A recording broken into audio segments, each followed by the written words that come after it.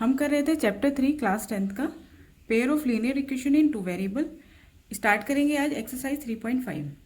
तो first question है, which of the following pairs of linear equation has unique solution, no solution और infinitely many solution. In case there is a unique solution, find it by cross multiplication method. तो हमें ये pair of linear equation given है, हमें बताना है कि कौन सा यूनिक सोल्यूशन है किन इक्वेशंस का, किन का नो सोल्यूशन है या इनफाइनेटली मैनी सोल्यूशन है। और इन केस अगर यूनिक सोल्यूशन है तो हम इसे क्रॉस मल्टीप्लिकेशन मेथड से निकालना है, सॉल्व करना है। तो देखिए यहाँ पे मैंने दोबारा से यहाँ पे सारे केस लिख रखे हैं। जब a1/a2 b1/b2 के इक्वल नहीं होता तो ये कौन सा केस होता है, यूनिक सोल्यूशन। और इसमें जो ग्राफ होता है वो कैसा बनता है, ये लाइंस जो हैं वो इंटरसेक्टिंग लाइन बनती हैं, ठीक है। और जब ये तीनों रेशो a1/a2 b1/b2 c1/c2 तीनों इक्वल्स होते हैं तो इस केस में इनफाइनेटली मैनी सोल्यूशन होते हैं। और जो ग्राफ होता है वो कैसी लाइंस होती है, कोइंसिडेंट लाइंस। और थर्ड केस में a1/a2 is equal to b1/b2 but b1/b2 is not equal to c1/c2 हो तो इस केस में नो सोल्यूशन होता है। और इसका जो ग्राफिकल रिप्रेजेंटेशन होता है, ये लाइंस कैसी होती हैं, पैरेलल लाइंस होती हैं, ठीक है। पैरेलल लाइंस तो वो कभी मीट ही नहीं करती, इसलिए इस केस में जो सोल्यूशन होता है वो नो सोल्यूशन होता है। तो हम सबसे पहले देखेंगे कि ये कौन सा सोल्यूशन है, ठीक है। ये पेयर्स जो दे रखी है इक्वेशंस की, इनका कौन सा सोल्यूशन है। तो जैसे कि हम जानते हैं पहली इक्वेशन में जो x का कोफिशिएंट होता है वो होता है a1 और सेकंड इक्वेशन में जो x का कोफिशिएंट होता है वो होता है a2। तो हमने लिखा a1/a2 इज 1/3, ठीक है। x का कोफिशिएंट यहाँ पे 1 है और यहाँ पे x का कोफिशिएंट 3 है तो 1/3 आ गया। इसी तरह से b1/b2, फर्स्ट इक्वेशन में y का कोफिशिएंट b1 और सेकेंड इक्वेशन में y का कोफिशिएंट b2, तो ये हो गया -3/-9। इसे आगे हम रिड्यूस करके 1/3 लिख सकते हैं, ठीक है। माइनस से माइनस कैंसिल हो गया, 3 से कट किया तो 1/3 आ गया। और थर्ड जो होता है कांस्टेंट टर्म, इनका रेशियो होता है c1/c2, ये हो गया -3/-2 यानी कि 3/2। अब आप देख सकते हैं a1/a2 b1/b2 के इक्वल है, ठीक है। a1/a2 is equal to b1/b2, b1/b2 c1/c2 के इक्वल नहीं है, is not equal to c1/c2। तो ये कौन सा केस हुआ, ये वाला केस हुआ, ठीक है। तो इसमें क्या है, नो सोल्यूशन। तो आप लिख देंगे the pair of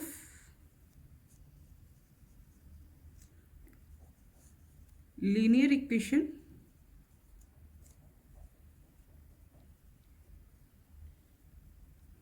has no solution.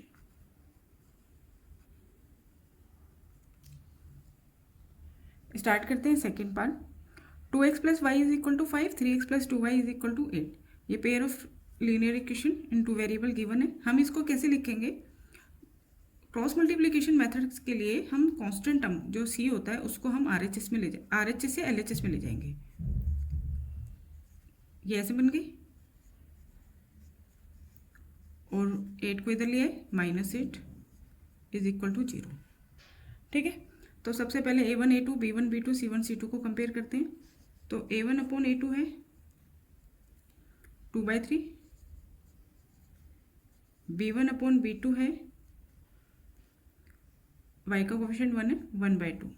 अब देखिए जब a1/a2 b1/b2 के इक्वल नहीं है, ठीक है, तो आगे c1/c2 को देखने की ज़रूरत नहीं है। तो इस केस में होता है यूनिक सॉल्यूशन। अब यूनिक सॉल्यूशन है तो हमें इसे क्रॉस मल्टीप्लिकेशन मेथड से सॉल्व करना है, ठीक है। तो अब क्रॉस मल्टीप्लिकेशन मेथड से कैसे सॉल्व करेंगे, आप ध्यान से देखिए। देखिए यहाँ पे लिखा आपने x इक्वल टू, यहाँ पे लिखा y और यहाँ पे लिखा 1, कांस्टेंट टर्म 1, ठीक है। x के नीचे x के कोफिशिएंट को छोड़कर y और कांस्टेंट टर्म जो है ये लिखेंगे, y के कोफिशिएंट लिखेंगे और कांस्टेंट टर्म जो है वो लिखेंगे। तो y1 2, ठीक है, यानी b1/b2 लिखेंगे और c1/c2 लिखेंगे, -5 -8, ठीक है। y के नीचे हम y वाले कोफिशिएंट को छोड़कर लिखेंगे। तो देखिए यहाँ पे c1/c2 मैंने और लिख दिया।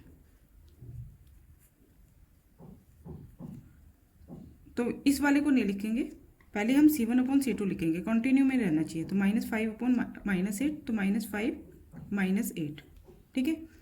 फिर A1/A2 जो है 2/3, यानी कि अपोन में ना लिख के थोड़ा ऐसे लिखेंगे। अब कांस्टेंट टर्म के नीचे हम कांस्टेंट टर्म ना लिखकर बाकी ये A1 A2 B1 B2 वाले जो हैं वो लिखेंगे। यहाँ पे लिखा हमने 2/3 और यहाँ पे लिखा हमने 1/2, ठीक है। अब यहाँ पे दोबारा से देख लीजिए, x के नीचे हम क्या लिखेंगे, A1 A2 को छोड़कर, x के कोफिशिएंट A1 A2 होते हैं ना, इनको छोड़कर B1 B2 1 2 -5 -8 constant term. y के नीचे हम B1 B2 को छोड़ देंगे, यानी कि y के जो कोफिशिएंट होते हैं उनको छोड़ देंगे। तो पहले लिखेंगे हम C1 C2 यानी कि -5 -8 और A1 A2 2 और 3। फिर कांस्टेंट टर्म के नीचे हम कांस्टेंट टर्म को छोड़ देंगे, तो हम लिखेंगे A1 A2 B1 B2, ठीक है। ये फर्स्ट स्टेप हो गया। आगे आइए, x अपोन में हमेशा यहाँ से यहाँ मल्टीप्लाई करेंगे। पहले ये मल्टीप्लाई ये 1 मल्टीप्लाई -8, ठीक है। फिर बीच में आएगा माइनस का साइन, फिर ये मल्टीप्लाई ये, ब्रैकेट में लिखना, इन दोनों के प्रोडक्ट के बीच में माइनस का साइन आएगा। इसी तरह से y के नीचे -5 मल्टीप्लाई 3 -8 मल्टीप्लाई 2। इसी तरह से यहाँ पे 2 मल्टीप्लाई 2, बीच में -1 मल्टीप्लाई 3, फिर ये वाला, ठीक है। आगे अब हमारे पास क्या बन गया, x अपोन में 1 मल्टीप्लाई -8 -2 मल्टीप्लाई -5 -10 हो जाएगा, -10। चलो आप पहले ऐसे लिख लीजिए। फिर y अपोन में ये हो गया -15 माइनस ये हो गया -16, 1/2 2 × 4 -1 3 × 3, ठीक है। अब ये स्टेप मैंने एक बढ़ाया है क्योंकि यहाँ पे अंदर माइनस है बाहर माइनस है। तो अब क्या होगा, इन दोनों का प्रोडक्ट होगा x upon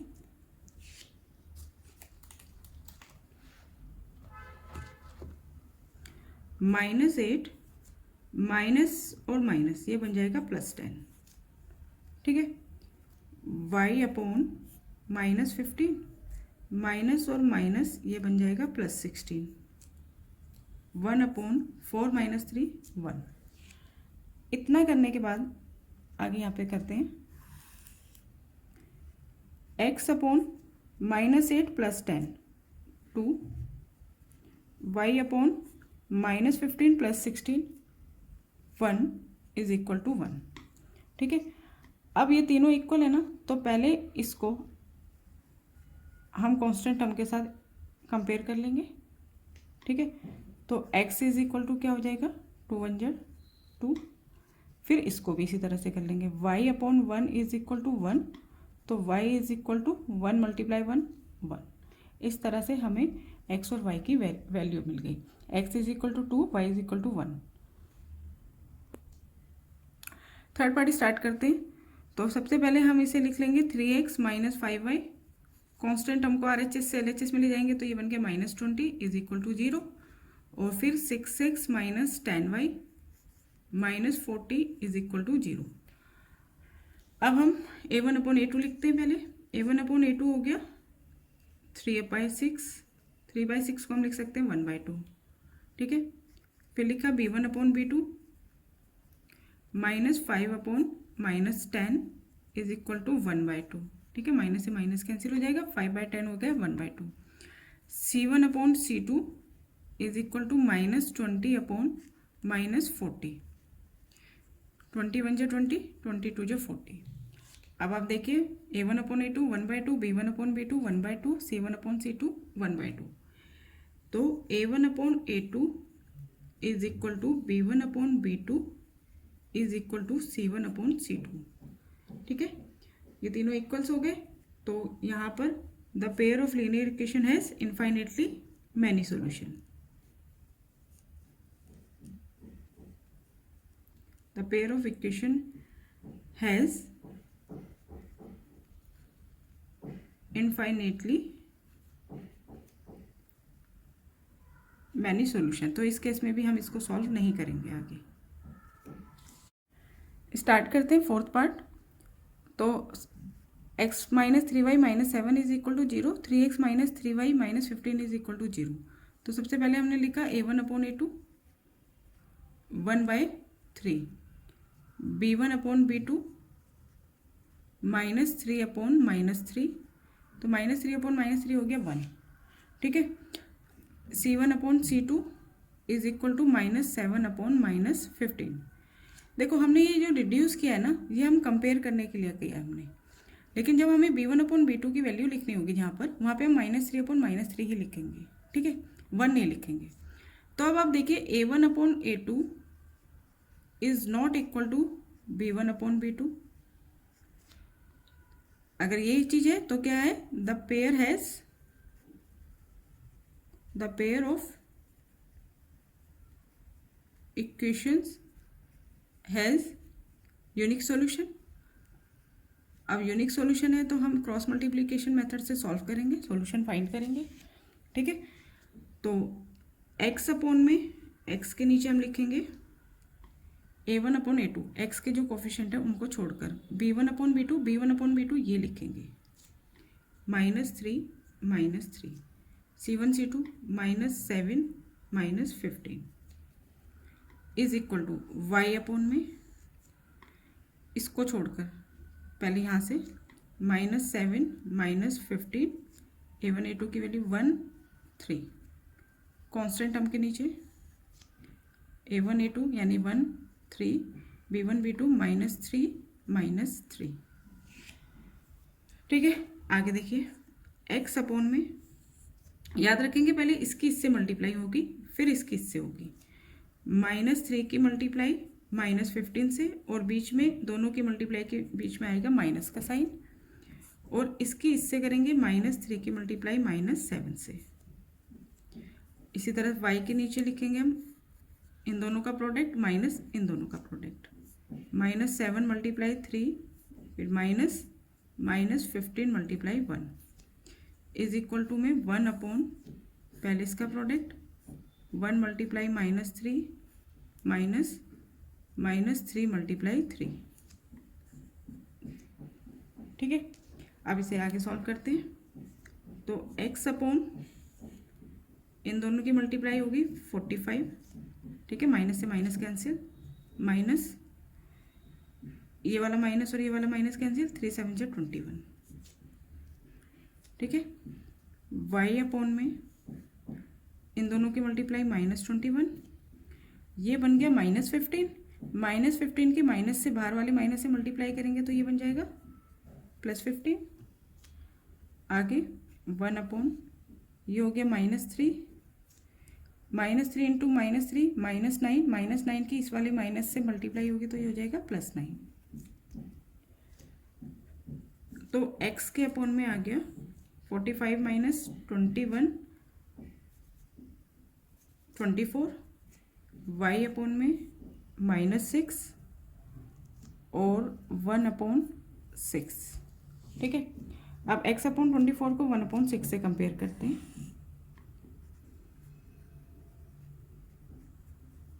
cross multiply 6x is equal to 24 और x इज इक्वल टू 24/6, 6 4 जा 24।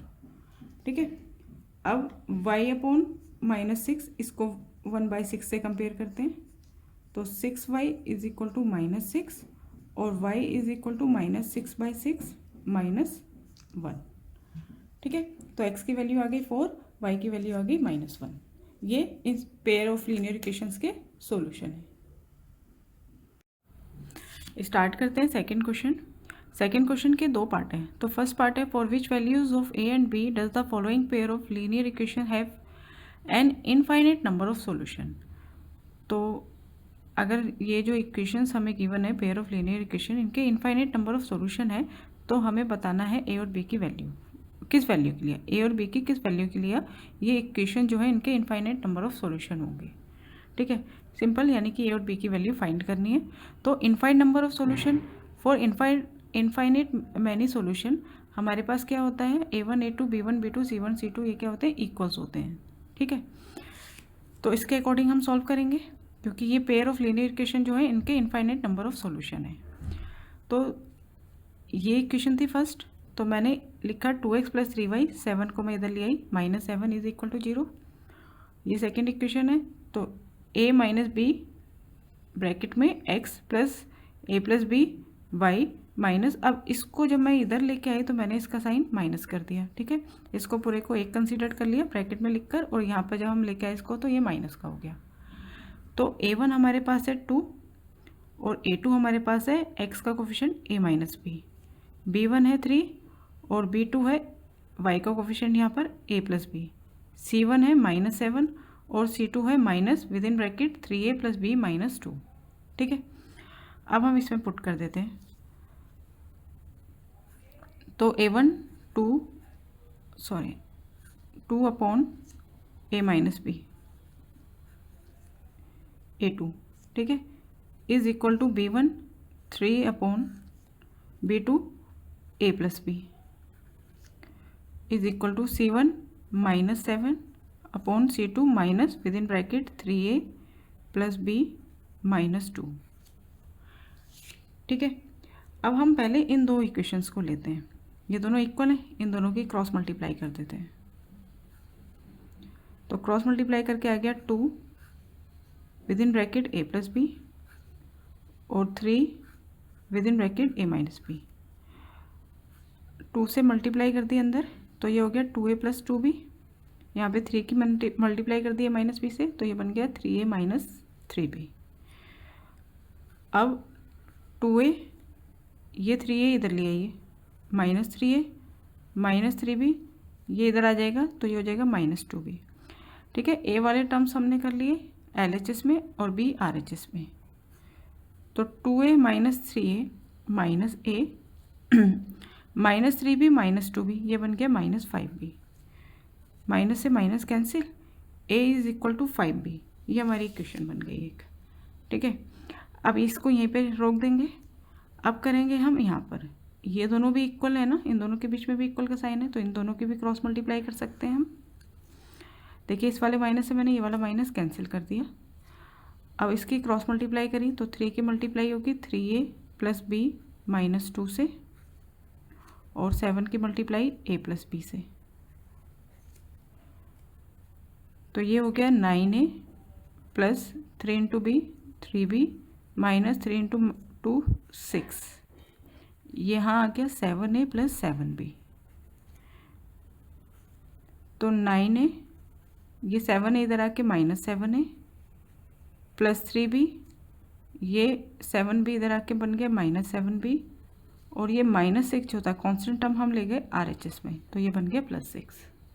ठीक है, तो आप देखिए ये हो गया 2a, ये हो जाएगा -4b = 6।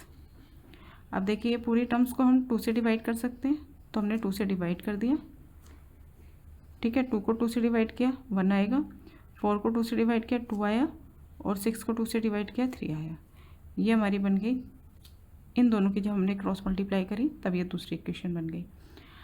अब हमें a और b फाइंड करने हैं, तो a की वैल्यू हमारे पास 5b है ना, a = 5b, तो a के प्लेस पर हम लिख सकते हैं, जैसे ये फर्स्ट है ना, और ये हमारी सेकंड इक्वेशन बन गई। अब put the value of a in equation 2, तो a के प्लेस पर आपने लिखा 5b - 2b = 3, 5b - 2b 3b = 3, और b = 3/3 यानी 1। ठीक है, b की वैल्यू आ गई 3/3 1। अब b की वैल्यू जो हमने निकाली है इसे आप यहाँ पे पुट कर दीजिए। a क्या है 5 टाइम्स ऑफ b, तो a = 5 × 1, क्या आ गई 5, तो a की वैल्यू 5 आ गई, b की वैल्यू 1 आ गई। स्टार्ट करते हैं इसका second part. For which value of k will the following pair of linear equation have no solution. अब हमें बताना है कि के की ऐसी कौन सी वैल्यू होगी जिससे in pair of linear equation का कोई सॉल्यूशन ना हो। तो सबसे पहले हमने क्या लिखा, 3x प्लस वाई, 1 को हम इधर ले आए, -1 इज इक्वल टू 0। और जो ये सेकेंड इक्वेशन है 2k माइनस 1, ये है x का कोफिशेंट, k माइनस 1 y का कोफिशेंट, इसको आप इधर लेके आएंगे तो माइनस, उसके बाद 2k प्लस 1 को ब्रैकेट में लिखना। ठीक है, अब देखिए, for no solution a1 a2 b1 b2 के इक्वल होता है, but b1 upon b2 is not equal to c1 upon c2। तो a1 a2 b1 b2 के इक्वल है तो इसमें हम क्रॉस मल्टीप्लाई कर सकते हैं। पहले हम वैल्यू रखेंगे, हमने फाइंड करा a1 अपॉन a2, तो 3 upon 2x minus 1 is equal to b1 upon b2, यहाँ पे y का कोफिशिएंट है 1 और b2 है हमारे पास k माइनस 1। तो इनकी क्रॉस मल्टीप्लाई करी हमने,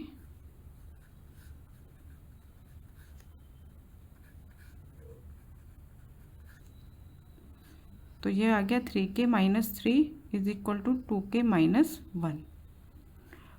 3k, ये 2k इधर ले आइए, minus 2k is equal to -1, ये इधर आके हो गया +3, तो k इज इक्वल टू 2। तो k की वैल्यू हमारे पास 2 आ गई, यानी कि अगर हम k की वैल्यू 2 पुट करते हैं तो ये जो पेयर ऑफ लीनियर इक्वेशन है इनका कोई सॉल्यूशन नहीं होगा। अब हम इसे वेरीफाई करने के लिए इसमें पुट कर देते हैं, b1 upon b2 is not equal to c1 upon c2 है, ये हम शो करते हैं। तो b क्या है हमारे पास 1 और k माइनस 1, b1 है 1 upon k minus 1 is not equal to आना चाहिए c1 अपॉन c2 के। c1 है हमारे पास 1 माइनस 1 और c2 है minus with in bracket 2k plus 1। हम क्या करेंगे, अब k की वैल्यू इसमें 2 पुट कर देंगे, 1 upon 2 minus 1 is not equal to, इस वाले माइनस से वाला माइनस कैंसिल कर दिया, 2 मल्टीप्लाई 2 प्लस 1, तो ये क्या हो गया 1 upon 1 is not equal to 1 upon, यहाँ पे क्या आएगा 2 2 जा 4, 4 प्लस 1 5। तो ये शो हो गया कि b1 upon b2 is not equal to c1 upon c2। तो k की वैल्यू 2 रखने पर हमें ये पेयर ऑफ लीनियर इक्वेशन जो है इनका कोई सॉल्यूशन नहीं मिलेगा। ठीक है,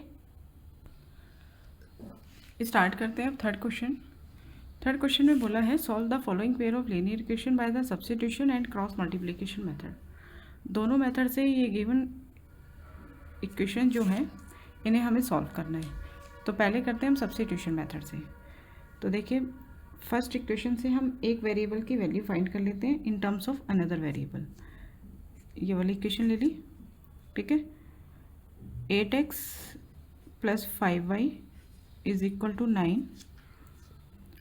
तो 8x is equal to 9 minus 5y और x is equal to 9 minus 5y upon 8। ठीक है, ये हो जाती है हमारी थर्ड इक्वेशन। अब ये जो हमारी सेकंड इक्वेशन से x की वैल्यू आई है इसको हम सेकंड इक्वेशन में पुट कर देंगे। फर्स्ट इक्वेशन से जो हमारी x की वैल्यू आई है ना, ये किस में आई है x की value, in terms of y। इसको हम सेकंड इक्वेशन में पुट कर देंगे और इस इक्वेशन को हमने नेम कर दिया 3। ठीक है, now put the value of x in equation second. तो इक्वेशन है हमारे पास 3x plus 2y is equal to 4। 3 x के प्लेस पर 9 minus 5y upon 8 plus 2y is equal to 4। अंदर मल्टीप्लाई कर दीजिए 3 की, 3 9 जा 27 minus 15y upon 8 plus 2y is equal to 4। ठीक है, आगे देखिए, 8 एलसीएम आ गया, 8 को 8 से डिवाइड किया, 1 के न्यूमरेटर से मल्टीप्लाई करेंगे तो 27 माइनस 15y आएगा, प्लस अब हम 8 को सीधा डायरेक्टली 2y से मल्टीप्लाई कर देंगे तो ये बन जाएगा 16y। जब डिनोमिनेटर में 1 हो तो डायरेक्टली ऊपर मल्टीप्लाई कर दो। अब 27 15 माइनस 15y प्लस 16y, ये दोनों लाइक टर्म है तो यहाँ पे बचेगा y, ठीक है, 1y, तो y लिखेंगे हम सिर्फ, और ये मल्टीप्लाई से यहाँ पर सॉरी डिवाइड से यहाँ पर आके मल्टीप्लाई में चला जाएगा, तो 8 4 जा 32, तो y इज इक्वल टू 32, ये 27 इधर आके माइनस हो गया, माइनस 27, 32 माइनस 27 5, तो y की वैल्यू हमने निकाल ली 5। अब y की वैल्यू आप थर्ड इक्वेशन में पुट कर देंगे, put the value of y in equation 3, तो x is equal to 9 minus 5 multiply y की जगह रखा 5 अपॉन में 8, तो x is equal to 9 minus 5 5 जो 25 upon 8, x is equal to 9 minus 25, 9 minus 25 हो गया माइनस 16, तो माइनस 16 को 8 से डिवाइड किया तो आ गया माइनस 2, x की वैल्यू आ गई माइनस 2 और y की वैल्यू आ गई 5।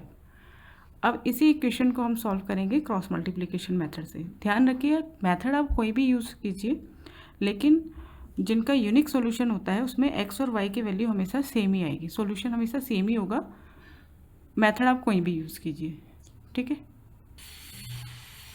अब मैंने ये इक्वेशन लिख ली, 8x प्लस 5y, सी को मैं यहाँ पे ले आई minus 9 is equal to 0, 3x plus 2y minus 4 is equal to 0, तो हम लिख लेते हैं a1 upon a2, cross multiplication method use कर रहे हैं हम, तो आ जाएगा 8/3 b1 अपॉन b2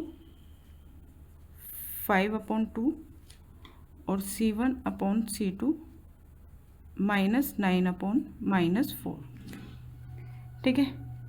अब देखिए x के नीचे हमने लिखा x के कोफिशिएंट को छोड़कर b1 b2 c1 c2 ये लिखेंगे, तो यहाँ लिखा हमने 5 2 minus 9 minus 4 is equal to y के अपॉन में इसको छोड़ देंगे b1 b2 को, यहाँ से शुरू करेंगे minus 9 minus 4 a1 a2 8 3 is equal to 1 upon, जब 1 अपॉन लिखेंगे तो कांस्टेंट हमको छोड़ देंगे, a1 a2 8/3 b1 b2 5/2, तो 5 2 ऐसे लिख लेंगे, ठीक है। अब आगे x अपॉन में पहले करेंगे हमेशा ऐसे मल्टीप्लाई फिर ऐसे मल्टीप्लाई, तो 5 की मल्टीप्लाई माइनस 4 और दोनों मल्टीप्लिकेशन के बीच में माइनस का साइन, 2 मल्टीप्लाई माइनस 9, आगे y अपॉन में minus 9 multiply 3 minus 4 multiply 8, sign का आप ध्यान रखेंगे, 1 अपॉन में पहले ऐसे करनी है 8 2 जा 16 माइनस 3 5 जा 15, तो x अपॉन में आ गया 5 मल्टीप्लाई माइनस 4 माइनस 20 माइनस ये वाला माइनस 2 मल्टीप्लाई माइनस 9 माइनस 18 हो जाएगा, माइनस 18 की माइनस से मल्टीप्लाई करेंगे तो ये बन जाएगा प्लस 18, ठीक है। y अपॉन में माइनस 9 मल्टीप्लाई 3 माइनस 27 माइनस 4 की 8 से मल्टीप्लाई करेंगे, पहले मैंने ये वाला माइनस लगा दिया, माइनस 4 की 8 से मल्टीप्लाई करेंगे माइनस 32 माइनस 32 की माइनस से मल्टीप्लाई होगी तो ये बन जाएगा प्लस 32, 16 माइनस 15 1, ठीक है। इसके बाद हम क्या करते हैं x अपॉन यहाँ बचा माइनस 2, y अपॉन यहाँ आया 5 1, ठीक है। पहले x अपॉन माइनस 2 को कंपेयर कर दिया 1 अपॉन 1 से, क्रॉस मल्टीप्लाई करी तो x की वैल्यू आ गई माइनस 2। अब इसको कंपेयर कर दो इस वाले पार्ट को, y upon 5 is equal to 1 upon 1, cross multiply करी तो y इज इक्वल टू 5, तो x की वैल्यू माइनस 2 और y की वैल्यू 5। जब हमने इसे सब्स्टिट्यूशन मेथड से सॉल्व किया था तब भी हमारी वैल्यू यही आ रही थी, x की वैल्यू माइनस 2 और y की वैल्यू 5।